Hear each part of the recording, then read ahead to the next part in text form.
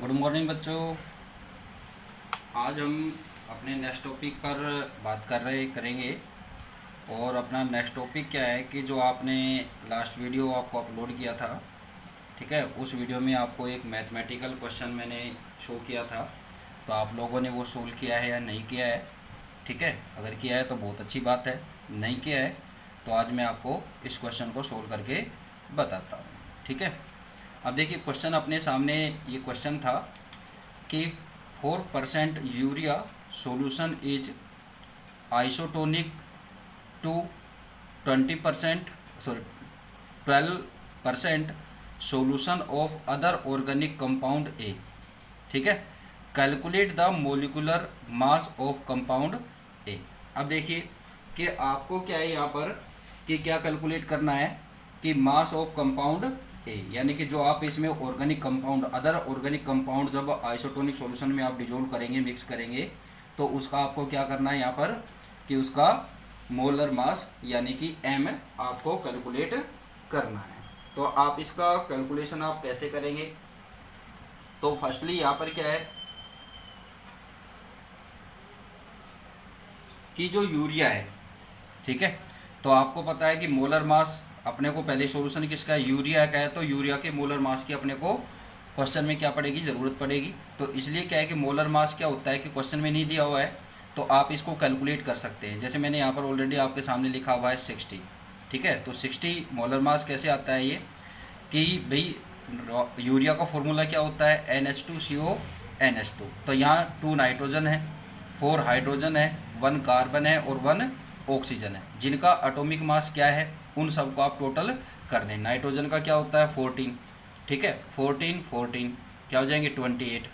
फिर 4 हाइड्रोजन है, तो 4 हाइड्रोजन का एटॉमिक मास क्या होता है 1, तो 4 इनसे आ जाएंगे, कितने हो जाएंगे 32।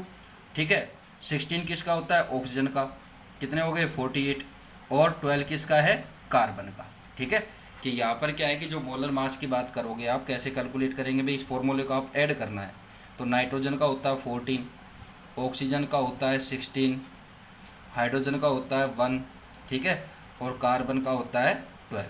तो यहाँ पर क्या है, नाइट्रोजन की 2 एटम है तो 28, ऑक्सीजन का 1 एटम है तो +16, हाइड्रोजन कितने 4 एटम्स हैं तो +4, प्लस कार्बन के कितने एटम्स हैं 1 है, तो क्या हो जाएगा 12। तो ये क्या हो जाएगा टोटल आपका 60।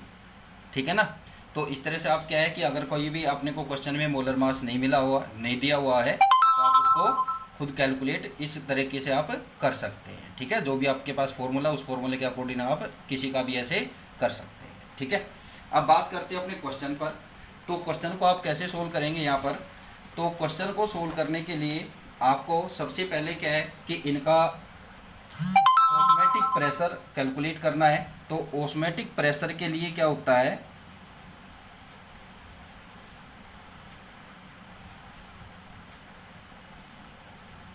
ऑस्मोटिक प्रेशर को आप कैसे कैलकुलेट करेंगे?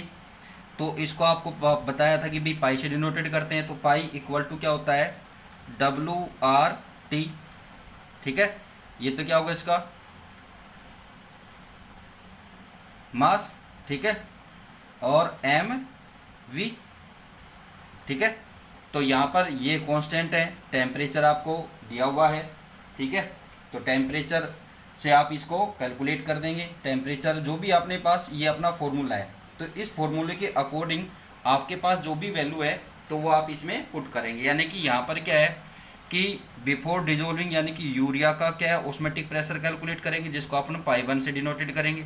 और फिर क्या है कि जब उसमें कंपाउंड ए मिक्स करेंगे तो उसके लिए उसमें उससे क्या है कि ऑस्मोटिक प्रेशर क्या रहेगा पाई2 सपोज करेंगे अपन। तो पाई1 और पाई2 इस फॉर्मूले से आप इसको कैलकुलेट करेंगे। तो यहाँ पर क्या है कि फर्स्टली अपन किसकी कैलकुलेशन करते हैं,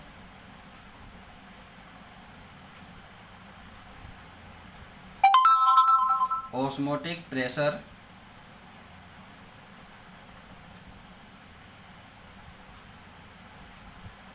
ऑफ 4% यूरिया सॉल्यूशन। परसेंट का मीन आप समझते ही हैं कि क्या है 4/100, यानी कि पर 100 ml में क्या है कि 4 ग्राम क्या मिला हुआ है, मिक्स क्या है यूरिया है। ठीक है, तो ये आपको इसे, ठीक है। तो अब अपना फॉर्मूला क्या होगा, pi 1 equal to W into R into T upon M V, ठीक है। अब यहाँ पर पाई 1 इक्वल टू, तो W की वैल्यू क्या है यहाँ पर 4/100 है, ठीक है। तो ये क्या हो जाएगा भाई, वॉल्यूम हो जाएगी इसकी, तो ये क्या हो जाएगा 4/100, सॉरी 4 इंटू आर की वैल्यू अपने को नहीं दी है, कांस्टेंट है, तो इसको अपने रख लेते हैं। टी की वैल्यू अपने पास नहीं है, ठीक है। तो ये तो क्या हो गया, इसका वॉल्यूम हो गई। और एम की वैल्यू क्या है यहाँ पर, कि अपने इसका यूरिया का मोलर मास अपने कैलकुलेट किया था, तो वो कितना है 60 है, ठीक है। तो आप इसको सोल्व करेंगे,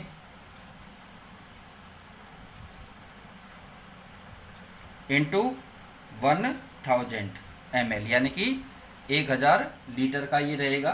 तो इससे आप इसमें क्या करेंगे 10 20 30, तो ये 30 इससे कैंसिल हो जाएगी, तो अपने पास क्या रहेगा 4 into R into T upon 6, ठीक है।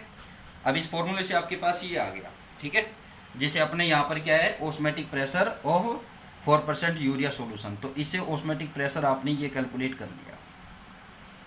अब सेम इसी तरह से क्या है कि ऑस्मेटिक प्रेशर ऑफ 12%,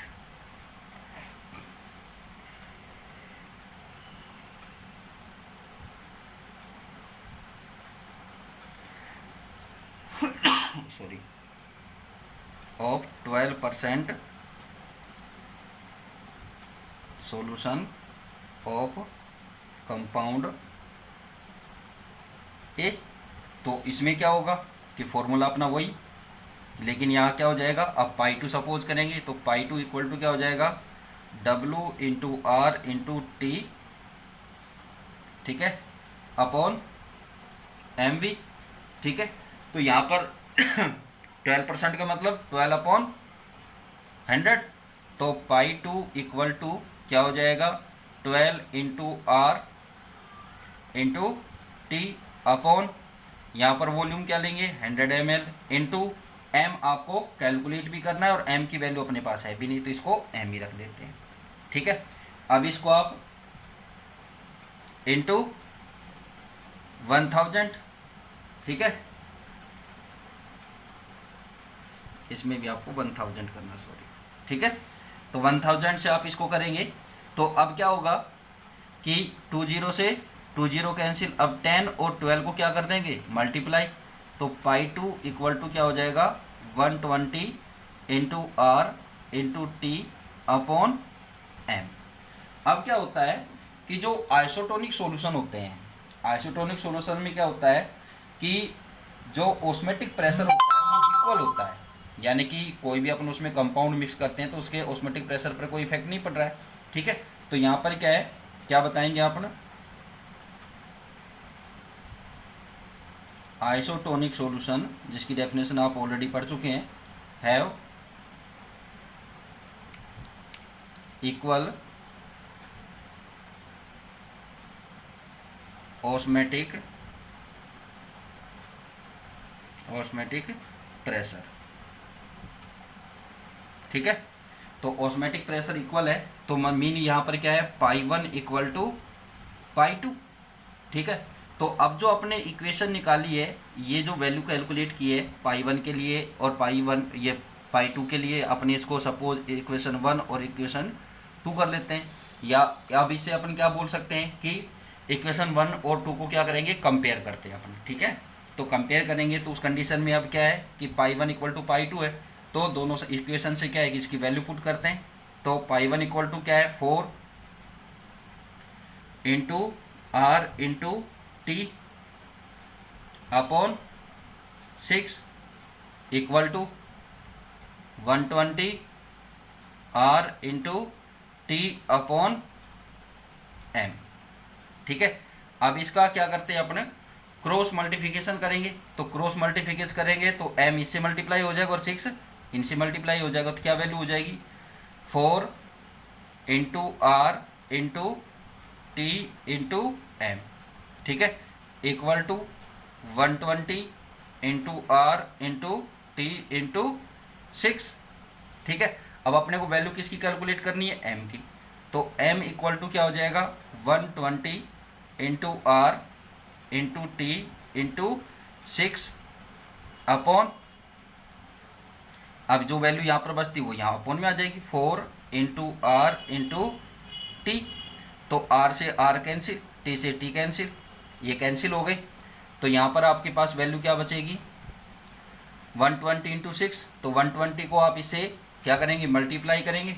तो मल्टीप्लाई करेंगे, या आप यहाँ पर क्रॉस भी कर सकते हो जैसे आप चाहें, या तो यहाँ 4 से इसको 3 टाइम यानी 30 टाइम क्रॉस हो जाएगा, या क्या है कि आप इसको मल्टीप्लाई करें 4 से डिवाइड कर दें। जैसा आपको सूटेबल लगे वैसे आप कर सकते हैं इसमें मैथमेटिकल, ठीक है ना।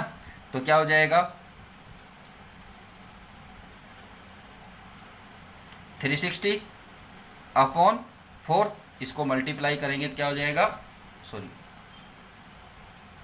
360 नहीं बेटा, 702 होगा अपॉन 4।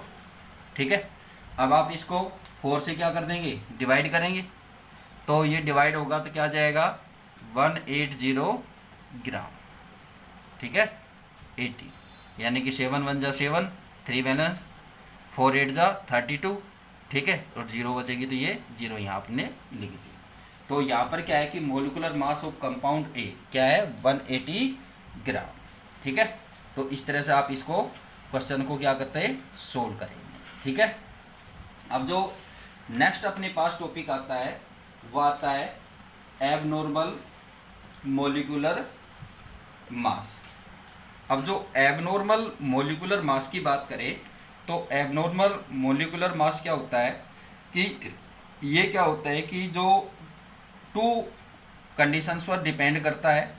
वो कंडीशन क्या कौन कौन सी है कि जो क्या है कि the solution is dilute so that रावले लॉ इज ओबेइंग, यानी कि जो क्या है कि जब डाइल्यूशन करते हैं तो उस कंडीशन में क्या है कि वो रावले लॉ का फॉलो करें।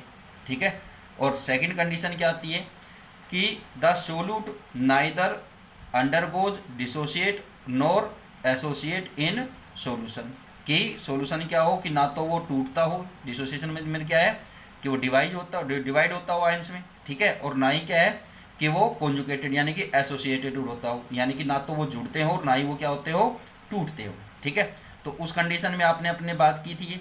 तो यहाँ पर ये सॉल्यूशन हो गए तो क्या नहीं होता, उसका डिसोसिएशन भी नहीं हो और क्या नहीं हो, एसोसिएशन भी नहीं होना चाहिए। तो उस कंडीशन पे आप यहाँ पर बात करेंगे कि अगर क्या होता है कि डिसोसिएशन और एसोसिएशन क्या लेते हैं कि यहाँ पर टेक प्लेस करते हैं, यानी कि यहाँ पर पार्टिसिपेट करते हैं on dissolving it in solvent. ठीक है, कि किसी सोलवेंट में जब इसको किसी सोल्यूट को डिजोल्व करते हैं तो उस कंडीशन में क्या होता है कि अगर क्या हो जाए कि डिसोसिएशन या तो डिसोसिएशन हो या क्या हो उसका एसोसिएशन हो, तो उस कंडीशन में जो सॉल्यूशन जो फॉर्म होगा उस सॉल्यूशन में क्या है कि जो पार्टिकल्स है उनके क्या होगा, या तो क्या होंगे वो इंक्रीज होंगे या क्या होंगे वो डिक्रीज होंगे। ठीक है, तो इस बात पर अपन यहाँ पर डिस्कस करेंगे भी कैसे क्या होगा। तो अब देखिए यहाँ पर या तो इंक्रीज होगा या क्या होगा, डिक्रीज होगा। तो उस कंडीशन में क्या है कि solute in different form actual molecular mass. तो उस कंडीशन में क्या है कि जो मोलिकुलर मास है, सॉल्यूशन का जो मोलिकुलर मास है वो क्या आता है, डिफरेंट आता है। ठीक है ना, कि अगर क्या हो डिसोसिएशन हो या एसोसिएशन हो तो उस कंडीशन में क्या होगा कि जो उसका मोलिकुलर जो मास है वो मास क्या होता है कि चेंज हो जाता है। ठीक है, और ये जो कोलिगेटिव प्रॉपर्टी है यही क्या होती है कि this molecular mass is called क्या है, एबनॉर्मल मोलिकुलर मास। ठीक है, कि जैसे आपके सामने दिया हुआ है कि ये तो हो गया एक नॉर्मल कंडीशन में, इफ द डिसोसिएशन और association of solute take place on dissolving it in solvent then the number of particle in solution increase और डिक्रीज। ठीक है ना, कि डिसोसिएशन होगा तो पार्टिकल इंक्रीज हो जाएंगे और कॉन्जुगेटेड यानी कि एसोसिएशन होगा तो उस कंडीशन में क्या होगा, डिक्रीज हो जाएंगे। And the number and the molecular mass of solute in different form actual molecular mass due to change in colligative properties। ठीक है, इस कोलिगेटिव प्रॉपर्टी में चेंज के रीजन से क्या होगा कि these molecular mass is called abnormal molecular mass. ठीक है, अब इस पर एग्जांपल्स आते हैं, तो एग्जांपल्स पर आपके साथ मैं नेक्स्ट वीडियो में डिस्कस करूंगा।